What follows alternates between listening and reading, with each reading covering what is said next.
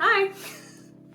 Welcome to my studio and my channel. My name is Annabelle. I'm a 28-year-old artist from Victoria, Australia, and I'm really nervous to sit in front of a camera. I'm very self-conscious. This video has already not gone to plan.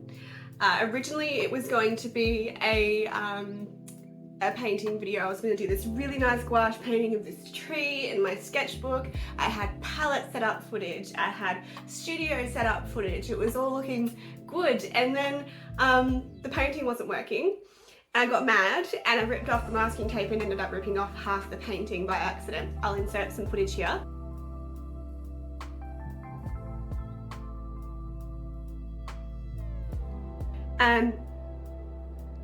Let's not talk about that ever again, okay?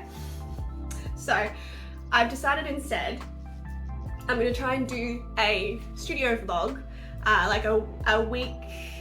I don't want to say weekly because I don't know what my schedule is going to be, if I'm going to have a schedule. I have a chronic illness, so my energy really fluctuates, so I don't even know you know, what I'm going to be able to do, but I really want to give this a crack. So I'm going to try and do a vlog where we kind of see little bits and pieces of what I'm doing in my studio throughout the week. I do work part-time, so I'm not in here all the time, so it's not like I have hours and hours and hours to finish pieces, but we will see. At the moment I'm focusing more on studies and sketches and just working on my skill set, because it's been about too many years. It's been like 5 years, maybe 6 years since I pursued art seriously. I've kind of done bits and pieces in between, and then I started again, and then I got really sick and had to stop, and now I'm just picking it back up again. So I'm kind of just trying to figure out what my goals are at the moment, and you know, eat healthy at the same time. So yeah, no idea what really to expect from this video. We will see, but without further ado, let's see what I get up to. See you soon.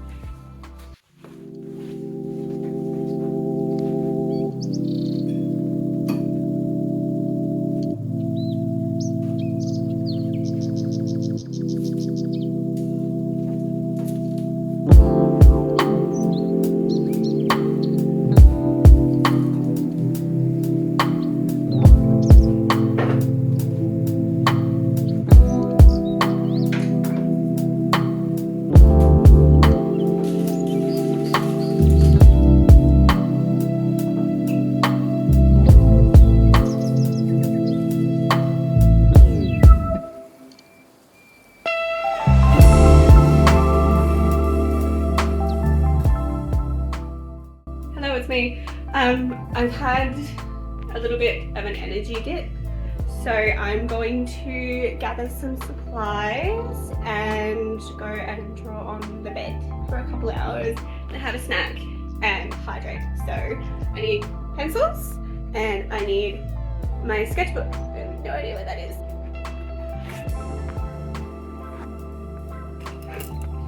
Got a nice little setup here.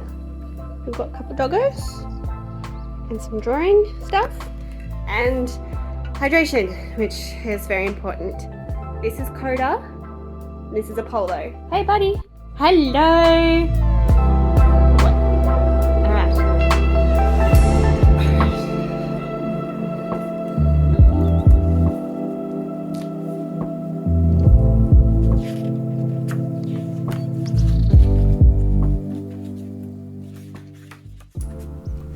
So I really like to put out requests to friends and family for people to draw.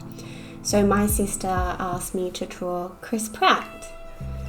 Now, I like to go onto Pinterest and choose a good picture. Usually I choose something that is a screen capture from a film, because quite often the actors have really good facial expressions and there's really good lighting.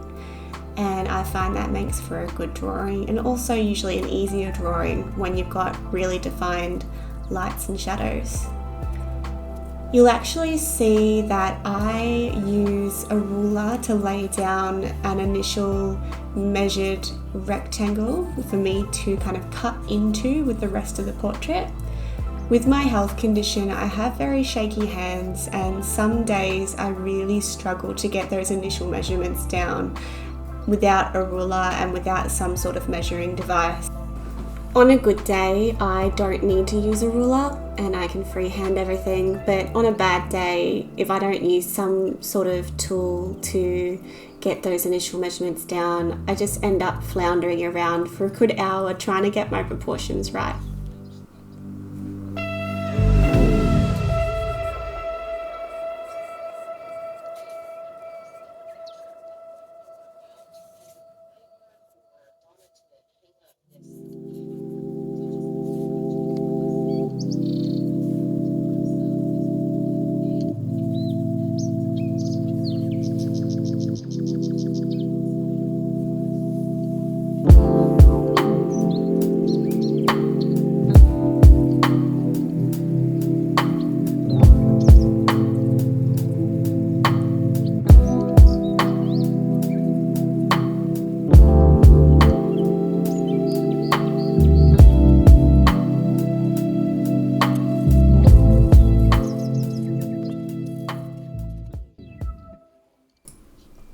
My usual technique when drawing portraits is to block in all of the positions of the facial features and the hair, the ears, things like that.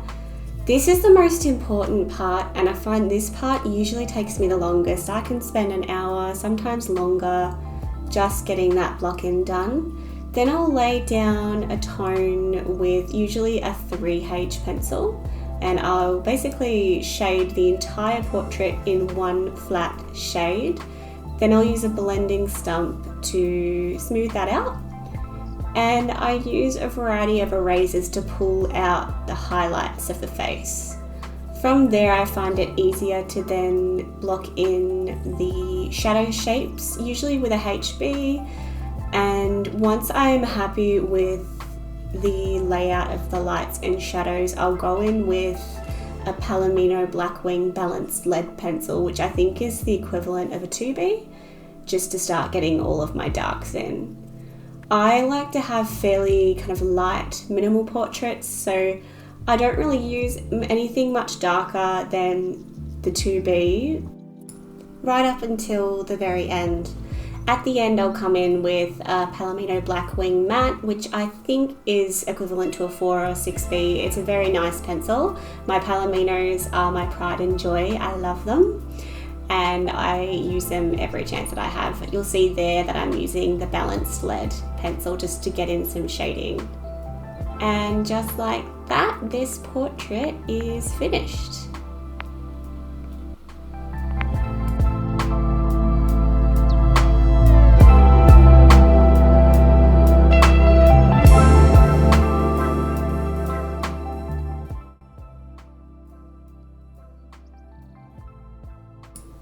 On to another day. On Sunday, I started with some figure drawing. It's been literal years since I've done anything like this. I've seen Chris Hong use a highlighter underneath her drawings in her sketchbooks, and I loved it, so I thought I'd give it a go. Next up, I'm going to start painting. I was a little scarred after my horrible painting session earlier in the week, so I decided to start with a master study. So I went through a couple of my favourite books and ended up doing a painting, or a portion of a painting, by one of my favourite Australian artists, Warwick Fuller. So once I chose my painting, I went on to clean my palette. I did this in the Mia Himi gouache. I love this gouache for sketchbook painting and for just practicing because it's so cheap. It kind of just lets you run free with your painting. You don't have to worry about wasting anything. You're not thinking about the price of your medium while you're painting with it, and you can just have fun, really.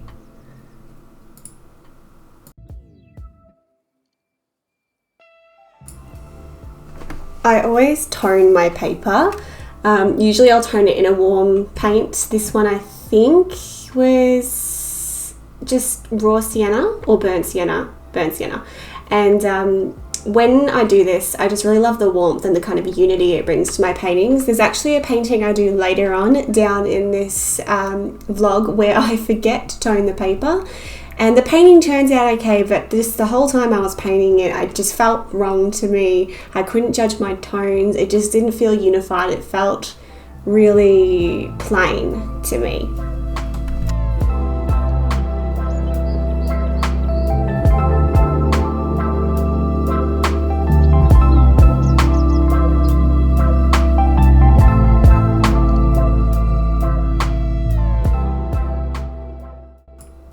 I like to start my paintings, at least in my sketchbook, with a drawing. Usually I will use a Prismacolor Kohl Erase pencil. I like that they are coloured and not kind of grey, they don't muddy up the paint.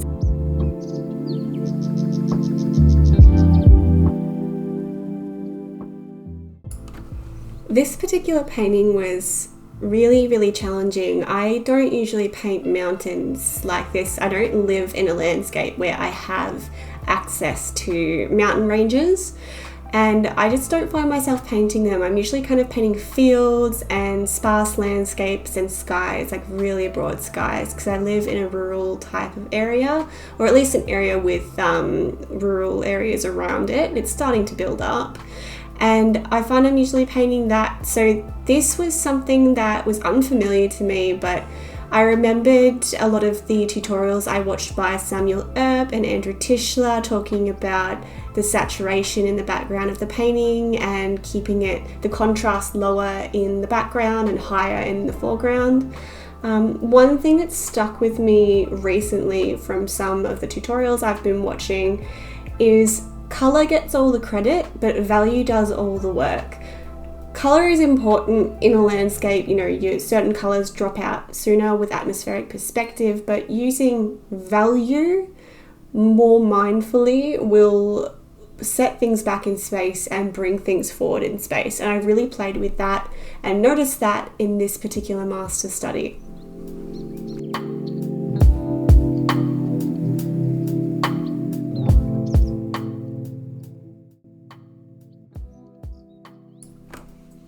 One thing I really like to do, and I think I learnt this from Tim Gagnon. I used to have landscape painting tutorials for him back when I was about 16, 17.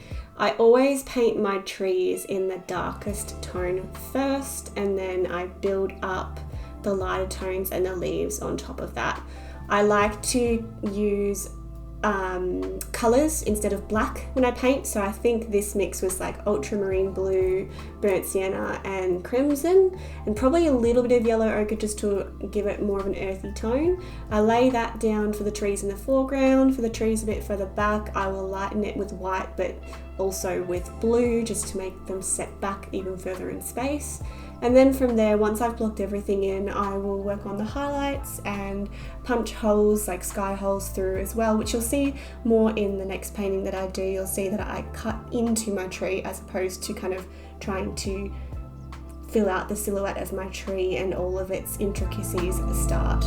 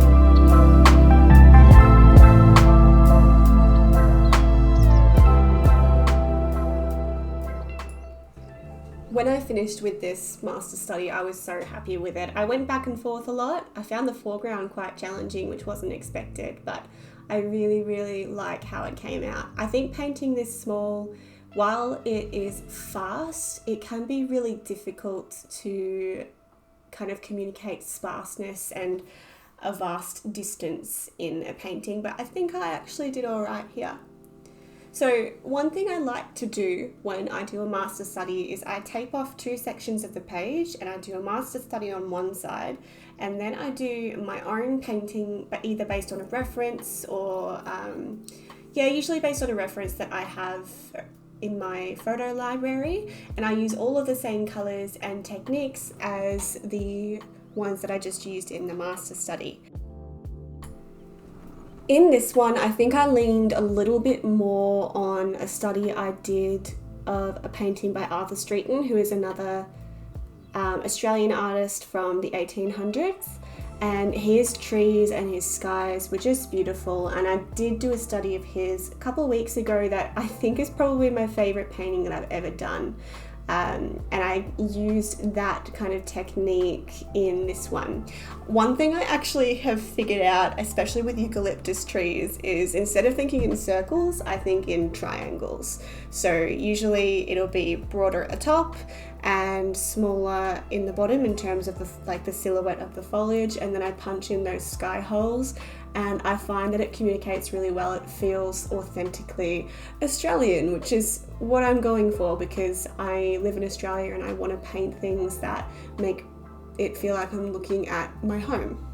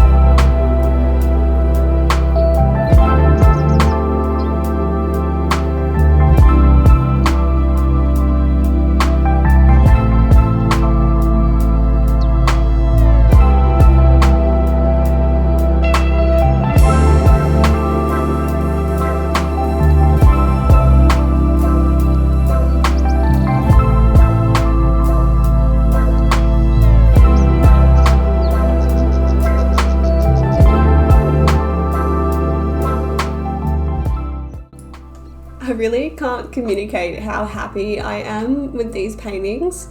It has been a few years since I've seriously gotten into painting. I had a little stretch, maybe 18 months ago, just before I fell really, really ill, where I had just started getting back into painting again. I just found my groove and then I had to stop for 18 months. So now that I've picked it back up again, I feel like it's taken a few paintings to really feel like I've found myself again, but I think I found my groove with these two.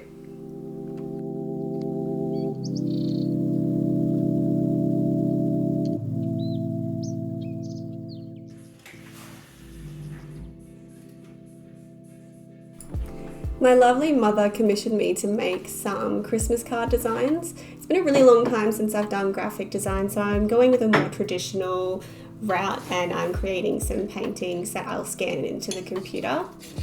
This first one that I do actually didn't end up becoming one of the paintings, but it's of some baby blue eucalyptus leaves, and I actually have one of those trees growing in my backyard, which I'll insert a clip in here.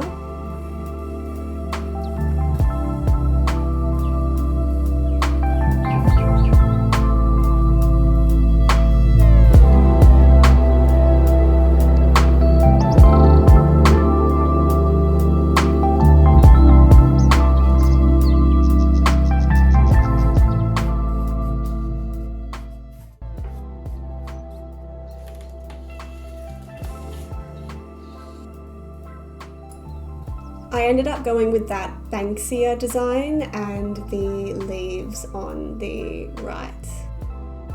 So on Tuesday, I did have to work in the morning, but when I came home, I made a start on the painting of the eucalyptus leaves. I transferred the image with tracing paper with graphite that I had rubbed onto the back, and then transferred that onto some watercolor paper. Now this is the one where I just don't know what I was doing. So first I forgot to tone the paper, and then I think because I've watched so many videos on YouTube of people using gouache in a very kind of illustrator type of way, I went into this almost like I was drawing with the paint, which I usually use oil paints, and this is not at all how I paint, and I just felt really lost. So it wasn't at this point, I think it was a little bit later on, that I realized that this just wasn't working, and I just kind of went nuts and I laid down random strokes. I made things a little bit more abstract, and then I kind of went back and refined it later. The fact that the background wasn't toned with some kind of color really messed me up in terms of like my color harmony, and I just feel like this one in the end it came out nice, but it's just not really how I want to paint, if that makes sense. I do a Banksia painting just after this one, which is much more kind of me and the style that I want to be able to paint in. So while this one was fun and an experiment, it's really not one that I would repeat, but I have learned from it in terms of what not to do.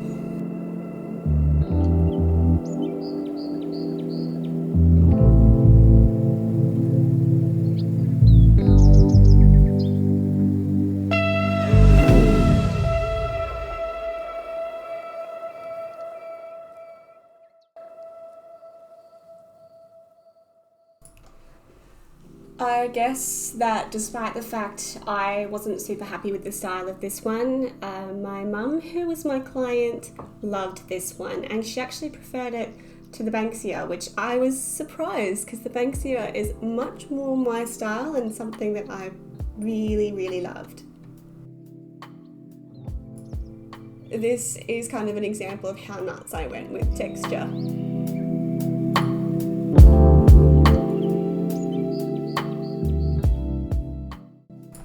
Since I started filming for YouTube, I have been much more motivated to clean up my workspace. I am naturally quite chaotic. I love an aesthetic space, but I'm just not great at keeping it clean.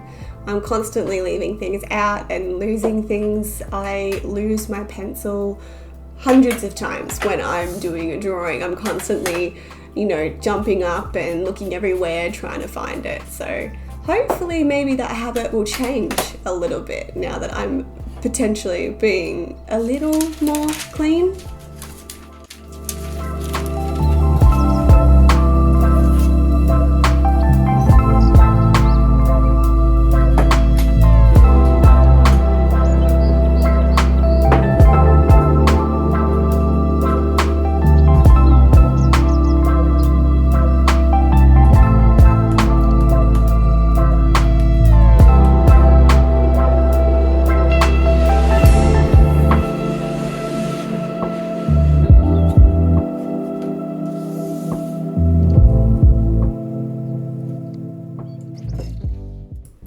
I was really quick with this initial sketch. I'd already done a drawing of this in my sketchbook before I even really knew that I was going to be doing this commission. So this drawing, I think I smashed out in a couple of minutes, and because of that I feel like it had some really good gesture.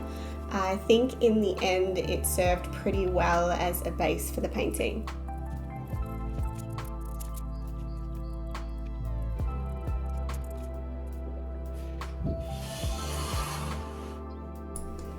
I ended up using some artist grade gouache that I keep in this little watercolor tin. I spray it every now and then with distilled water just to prevent it drying up and to prevent mold. But I wasn't sure if I was going to go on to sell these paintings or not, so I wanted to paint with something that would be light fast and not cheap like the Miyahime gouache, as much as I love painting with that, and I missed painting that with that when I used this. This watercolour palette my parents got me for my 21st birthday many moons ago, and I love it. I'm not actually a watercolour painter. Really, I thought I was going to be at the time, but I'm more into gouache and oil paint, but it still comes in handy. Let's move that coffee so I don't dip my brush in it.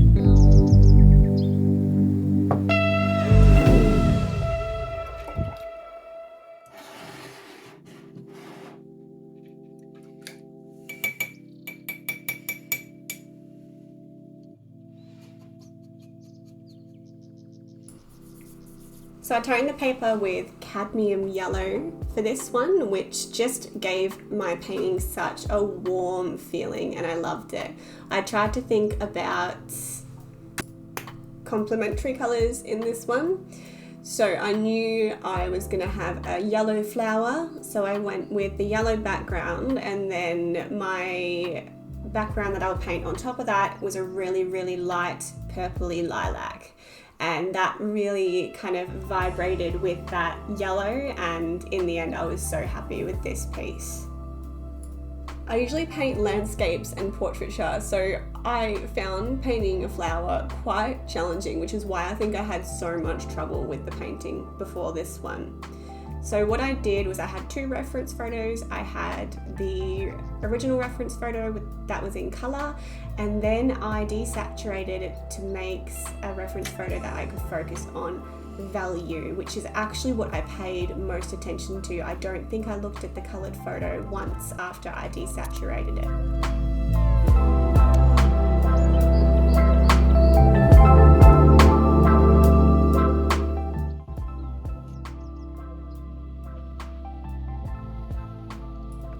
I had a really bad day with shaky hands, and you can see it in this clip. And that's the finished set. So now I just need to scan them in and do some graphic design stuff over them. Thank you so much for watching. I am really excited about this YouTube channel. Please like and subscribe, drop a comment if you like what you saw, let me know what you want to see next, and I will talk to you soon.